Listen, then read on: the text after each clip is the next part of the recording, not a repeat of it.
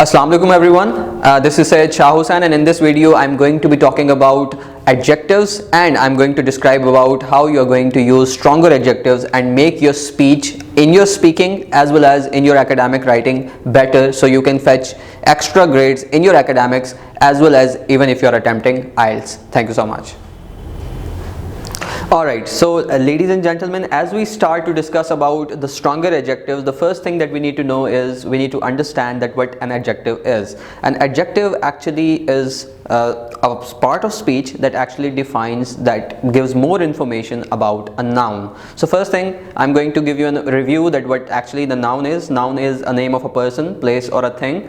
So if you are referring to any noun, let's say you're talking about a garden. So garden is actually a noun because it's actually a place or a thing, you might call it. And when you are using an adjective, adjective is going to give more information about the noun. So let's say you are saying it's a beautiful garden. So the word beautiful is the adjective.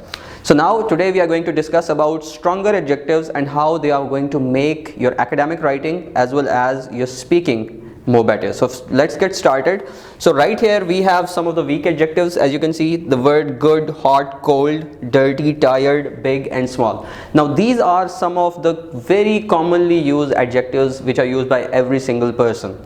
And here are some of the modifiers. So what we people do is, whenever we are writing these adjectives and we want to make our speech more appropriate or more strong, we try to use the modifiers.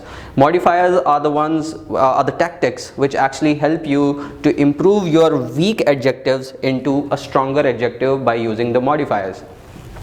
So let's say we have the word very over here, and if you're going to see that this word very can be used with all the adjectives that we have. It can be very good, it can be very hot, very cold, very dirty, very tired, very big and very small. And similarly, all the other modifiers that we have, these all modifiers can be used with every single weak adjective that we have. So now I'm going to tell you which is the most appropriate way in using the stronger adjectives, because modifiers, use of modifiers is not recommended to improve your adjectives. Rather than, you can go with an alternative approach and use the synonyms. So right here we have the word good. So what can be the other word that you can use for good is, you might use the word fantastic, or you might use the word marvelous, or you might use any other word which is an alternative word for the word good. So you might be giving a compliment about a movie, so you might say it was a fantastic movie rather than saying it was a good movie. Or when you're talking about hot, so rather than just saying the word hot, you can say scorching.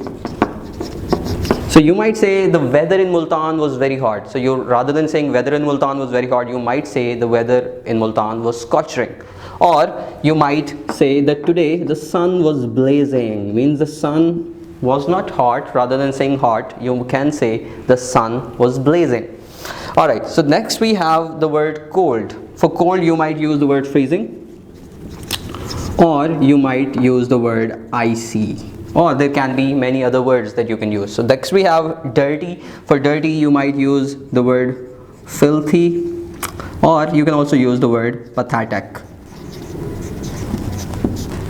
Then we have the word tired. Now there are many words which you can use instead of the word tired. You can use jaded, you can use the word exhausted, you can use the word pooped, you can use the word which is enervated, and you can use another word, but that word is specifically used when you have traveled through a plane. So you might use the word jet lagged. The word jet lagged, J-E-T-L-A-G-G-E-D, is used when you have traveled through a plane. Then we have the word big. Rather than using the word big, you might use the word enormous, large or gigantic. And similarly we have the word small. Rather than using the word small, you can use the word tiny, or you can use the word very little. So you can use these different words which can be the alternative word for the weak adjectives, and you can make your speech more effective. Now how is this going to help you? So it's a very common sense that whenever you are going to attempt any of the academic, and when you're going to write all these words, instead of these common words, the reader is going to pursue it differently. He is going to evaluate your language, and he is going to understand that you have a good lexical resource of English vocabulary. So, and he is going to grade you with that lexical resource. So ladies and gentlemen, I wish you that you're going to use all these words, and I wish you all the best. So thank you so much.